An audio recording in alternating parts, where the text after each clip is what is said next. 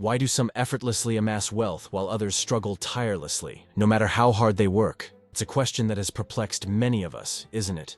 But fear not, the answer doesn't dwell in the realms of luck or destiny. That is precisely what we aim to explore today. We'll delve into the 5 money rules known to the affluent but often overlooked by others. Get ready to transform your financial destiny. It resides in the mastery of a powerful concept: financial literacy. Financial literacy, in essence, is the capacity to comprehend and effectively utilize various financial skills, encompassing personal financial management, budgeting, and investing. Yet, it transcends mere knowledge of balancing checkbooks or comparing interest rates. It entails grasping the dynamics of the money game and excelling within it. The realm of finance is intricate, with a staggering wealth gap. On one side, there are those who have deciphered its rules, seemingly possessing a Midas touch that turns ventures into gold. Conversely, the majority toil tirelessly, trapped in a cycle of living paycheck to paycheck. However, there exist certain principles, not clandestine secrets but guidelines, which these financial wizards adhere to. Unbeknownst to many, these rules serve as the cornerstone of every successful individual's wealth building strategy. The wealthy comprehend that money isn't merely earned and spent. It's a tool to be leveraged, a resource to be managed. They recognize that financial independence isn't solely about increasing earnings. It's about making money work for them. So, what are these rules, and how can we integrate them into our lives to alter our financial trajectory? The perspective on money and wealth has fundamentally changed the first rule that the rich follow. What does it mean to put their money to work for themselves is actually about creating passive income streams. It's about earning income without actively working for it. It's money flowing into your pocket while you're on vacation or simply relaxing around.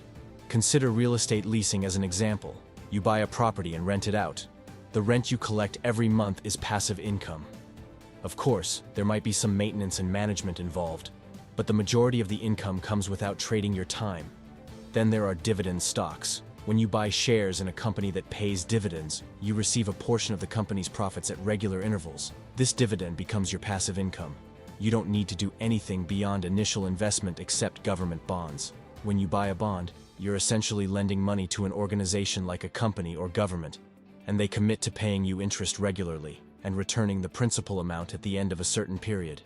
These are just a few examples of how your money can work for you. The most important takeaway from this is, don't let your money sit idle in a bank account. Invest wisely and let it earn more money for you. Always remember that your money should always be doing something useful for your financial growth. The second rule is simple yet powerful. Spend less than you earn. It may sound straightforward, but in a world of instant gratification, saying it is easier than doing it. Everything revolves around the art of budgeting. Imagine you're a sailor. Your income is the wind filling your sails, pushing you towards your financial goals. But if you spend more than you earn, you'll poke holes in your sails, the wind will escape, and your journey will slow down. In the worst-case scenario, you might even start sinking. Let's consider the tale of 2 friends, George and John. George loves the latest gadgets and eats out, spending more than he earns every day. John, on the other hand, budgets her income wisely, spends frugally, and saves the rest diligently. While George struggles to keep afloat for a few years, John smoothly sails towards a comfortable retirement. Budgeting isn't about depriving yourself. It's about understanding where your money goes and making conscious decisions. It's about distinguishing between wants and needs, prioritizing the latter, and deferring short-term gratification for long-term stability. Remember, financial stability isn't just about avoiding debt. It's about building a strong financial foundation, paving the way for your money to work for you in the future. Financial discipline is the key to wealth accumulation. It's not about how much you earn, but how much you keep by spending less than you earn. You're not just avoiding debt, you're constructing a robust financial future. The third rule is to invest in yourself. Let's delve a little deeper into this topic. You see, investing isn't just about stocks, bonds, or real estate. It's also about improving yourself by acquiring new skills, knowledge, and experiences. And this is why it's so crucial, because the more you grow, the more valuable you become.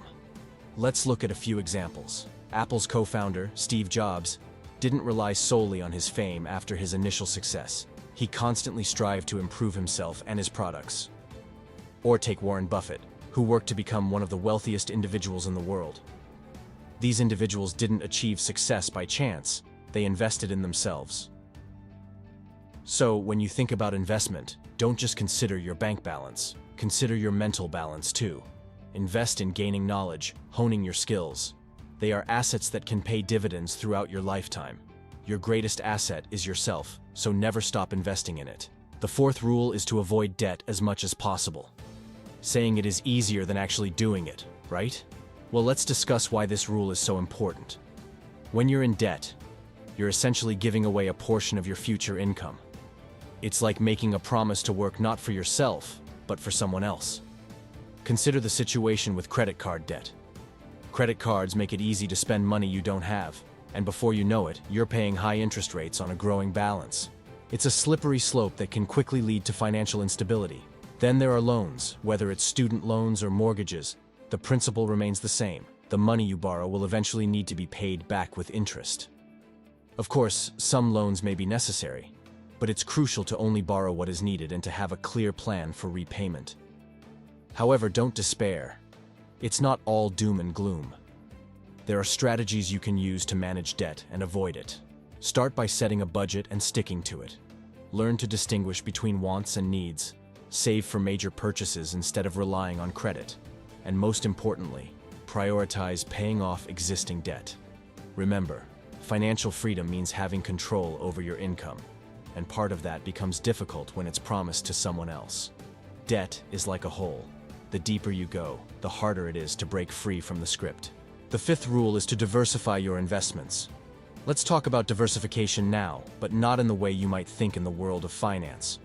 Diversification is a strategy of spreading your investments across different asset types to reduce risk. Think of it as financial security. Let me explain with an example. Imagine you have a basket of apples.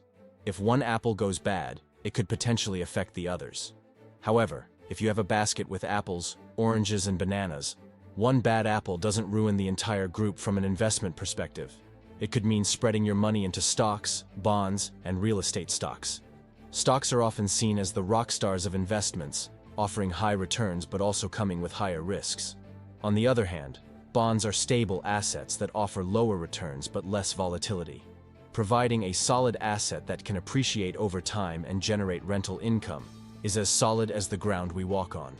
However, it's important to note that too much of anything can upset the balance of your portfolio.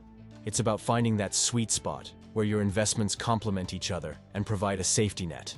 Also, remember that diversifying your portfolio is not just about across different sectors, but also across different time frames. Regular, consistent investments can help smooth out the market's ups and downs. Never put all your eggs in one basket. At our channel, we delve into financial concepts in a way that everyone can comprehend and apply. We strive to empower our viewers with actionable insights to improve their financial well-being. Don't forget to subscribe, like, and leave your comments to support us on this journey toward financial empowerment. Additionally, it's important to note that while we provide examples and insights, our recommendations are not intended as personalized investment advice.